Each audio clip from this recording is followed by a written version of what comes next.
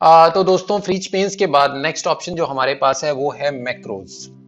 वैसे तो मैक्रोज के बारे में हम एमएस वर्ड में पढ़ चुके हैं, लेकिन क्योंकि एमएस वर्ड और एक्सेल का इंटरफेस थोड़ा अलग है तो फिर से इसकी जानकारी ले लेते हैं। देखिए, एमएस एक्सेल में आप बहुत एडवांस लेवल पे मैक्रोज का यूज कर सकते हैं। मैक्रोज का यूज विजुअल बेसिक के साथ मिलाकर किया जा सकता है, जिसमें बहुत सारे ऑटोमेटेड प्रोग्राम्स आप बना सकते हैं, लेकिन उसको हम इस कोर्स में डिस्कस करने वाले नहीं हैं क्योंकि वो एक प्रोग्रामिंग का पार्ट हो जाता है।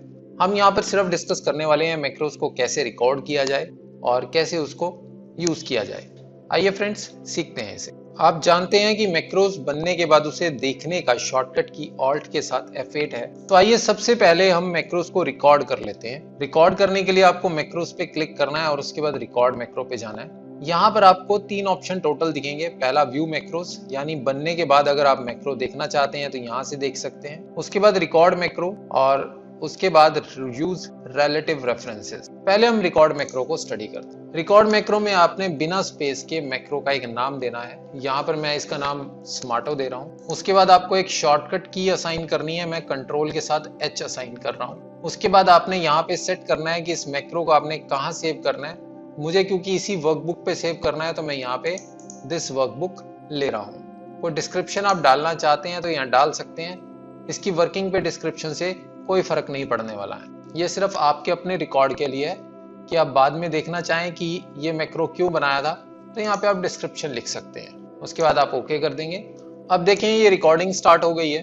अब यहाँ पर मैं सेल नंबर B6 में स्मार्टो लिख रहा हूँ। उसके बाद मैं इसकी कुछ फॉर्मेटिंग चेंज करना चाहता हूँ। कंट्रोल शिफ्ट F कर रहा हूँ। फॉर्मेट सेल्स का शॉर्टकट की है और यहाँ से मैं टैब का यूज करके इसको स्ट्राइक थ्रू करना चाहता हूँ और इसको ओके कर देता हूँ दिस वे।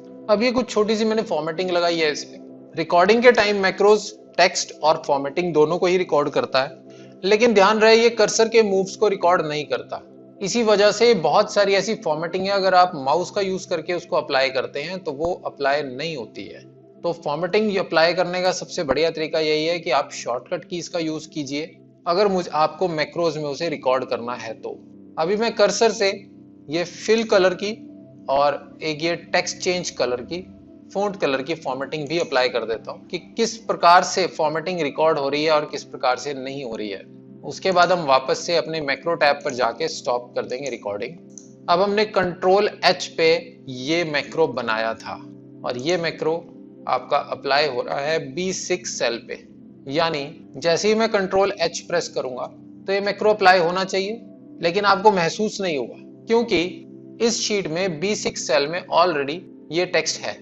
मैं एक शीट और खोल लेता हूं और यहां पर कंट्रोल H प्रेस करता हूं तो जितने भी हमने फॉर्मेटिंग रिकॉर्ड की है और जो टेक्स्ट रिकॉर्ड किया है सब यहां पर आ गया है। खैर, एक चीज अच्छी है कि हमारा फिल कलर और फॉन्ट कलर भी यहाँ पर रिकॉर्ड हो गया है, लेकिन रिकमेंडेड यही है कि आप माउस से फॉर्मेटिंग ना करें, क्योंकि जैसा कि हमने MS वर्ड में भी देखा था, एक प्रैक्टिकल मैंने आपको करके दिखाया था कि किसी पर्टिकुलर केस में फॉर्मेटिंग रिकॉर्ड नहीं हुई थी जब हमने माउस का यूज किया। तो ये तो था macros with absolute references. Absolute references यानी जिस सेल के लिए हमने रिकॉर्ड किया है उसी पर्टिकुलर एड्रेस के लिए, सेल एड्रेस के लिए वो मैक्रो काम करेगा।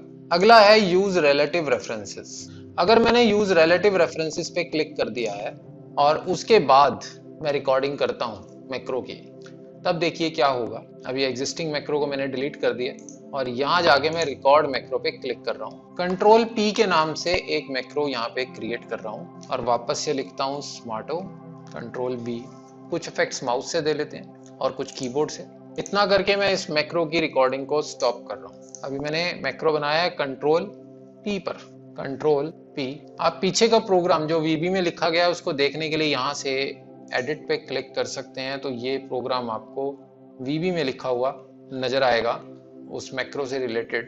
क्योंकि मैंने आपसे पहले भी बात की है कि मैक्रो में आप प्रोग्राम्स भी लिख सकते हैं, लेकिन वो आपके इस कोर्स का पार्ट नहीं है तो हम इसको डिस्कस नहीं करेंगे। तो अब देखिए, जिस भी पर्टिकुलर सेल पे मैं क्लिक कर दे रहा हूँ, अब जैसे यहाँ पे मुझे ये मैक्रो अप्लाई करना है तो यहाँ पे क्लिक करके कंट्रोल P मैंने प्रेस किया तो यहाँ पर एज इट इज वही पैटर्न, वही फॉर्मेट अप्लाई हो गया है। अच्छी बात यह है कि हमारे पास माउस के और कीबोर्ड के सभी मूव्स रिकॉर्ड हो गए हैं। जहां तक मैं समझता हूँ ये वर्जन्स के साथ भी इम्प्रूव हुई है चीज। पुराने वर्जन्स में, एक्सेल के पुराने वर्जन्स में आपको ये ग्लिच मिलेगा कि बहुत बार ऐसा होगा कि माउस से की गई एक्टिविटीज रिकॉर्ड नहीं होंगी। अब एक छोटा सा टास्क है हमारे पास, हम चाहते हैं कि जितनी बार भी मैं कंट्रोल पी प्रेस करूं तो 2 लाइनें छोड़कर स्मार्टो ऑटोमेटिकली लिखा आ जाए। इस चीज को कैसे मैनेज कर सकते हैं, आइए एक मैक्रो और रिकॉर्ड कर लेते हैं। अभी हमारे जितने मैक्रोज हैं इनको डिलीट कर देते हैं। अगेन हम रिलेटिव रेफरेंस का यूज करेंगे क्योंकि हम चाहते हैं कि जितनी बार भी मैं कंट्रोल पी प्रेस करूं ऑटोमेटिकली 2 लाइनें छोड़ के या 3 लाइनें छोड़ के मेरा मैक्रो रन हो जाए। तो यहाँ पे शॉर्टकट की वापस से कंट्रोल पी बना रहा हूँ और यहाँ पर मैक्रो का नाम दे देता हूँ रिपीट। नाम आप कुछ भी दे सकते हैं अपनी चॉइस से और ओके। अब यहाँ पर मैं लिख देता हूँ स्मार्टो सिस्टम्स और इसको मैं बोल्ड कर लेता हूँ और बैकग्राउंड मैंने येलो दे दिया है और इस सेल को थोड़ा सा खोल लिया है। बस इतना करके मैं इस मैक्रो को स्टॉप कर देता हूँ। इतना करने के बाद आपको अपने कर्सर को 2 स्टेप नीचे लेकर जाना है, 1, 2 या 3 स्टेप जितना भी आप करना चाहते हैं। अब मैं चाहता हूं कि हर एक लाइन छोड़कर स्मार्टो सिस्टम्स लिखा आ जाए, तो मैंने इसको सिर्फ 2 स्टेप नीचे किया है। पहले यहाँ था, अब मैं इसको यहाँ पर ले आया हूँ। अब ये मूव भी मेरा रिकॉर्ड हो गया है कि मुझे 2 स्टेप नीचे जाना है। अगर मुझे 1 स्टेप राइट भी जाना है तो ये स्टेप भी अब मेरा रिकॉर्ड हो गया है कि मुझे 2 स्टेप नीचे और 1 स्टेप राइट में जाना है। ठीक है, स्टॉप कर देता हूं। अब देखिए कंट्रोल पी मैंने प्रेस किया, कर्सर मेरा ऑटोमेटिकली 2 स्टेप नीचे और 1 स्टेप राइट आ गया है। कंट्रोल पी, अब देखिए ये ऑटोमेटिकली ये चीज अप्लाई हो गई है। इस तरह से आप किसी भी रिपीटेड टास्क को बहुत इजी कर सकते हैं, अपने मैक्रोस को सेव कर सकते हैं। लेकिन ध्यान रहे जब आप मैक्रो को सेव करेंगे तो आपकी फाइल को .xlsm में सेव करना है। आपकी शीट में मैक्रो है इसलिए ये प्रॉम्प्ट आया कि ये इस पर्टिकुलर शीट में मैक्रो सेव नहीं हो सकता। अगर आप मैक्रो सेव करना चाहते हैं तो मैक्रो फ्री वर्कबुक मत बनाएं। ये लाइन है last, to continue saving as macro free workbook click yes. अगर बिना मैक्रो के आप वर्कबुक को सेव करना चाहते हैं तो यस करें, लेकिन हमें तो मैक्रो सेव करना है तो मैं इसको नो कर दूंगा और यहां से ब्राउज में जाके मैं एक्सेल मैक्रो अनेबल्ड वर्कबुक को सिलेक्ट करूंगा और यहाँ इसको मैं एग्जाम्पल शीट 7.xlsm के नाम से इसको सेव कर दूं। तो अब आप देखिए एग्जाम्पल शीट 7 के नाम से 2 फाइलें बनी हैं, एक XLSM और एक XLSX। इस M वाली फाइल में आपका मैक्रो है। आप व्यू में जाएंगे, मैक्रोस देखेंगे तो इसमें मैक्रो है, लेकिन जो दूसरी फाइल है उसमें आपको किसी भी तरह का कोई मैक्रो सेव्ड नहीं मिलेगा।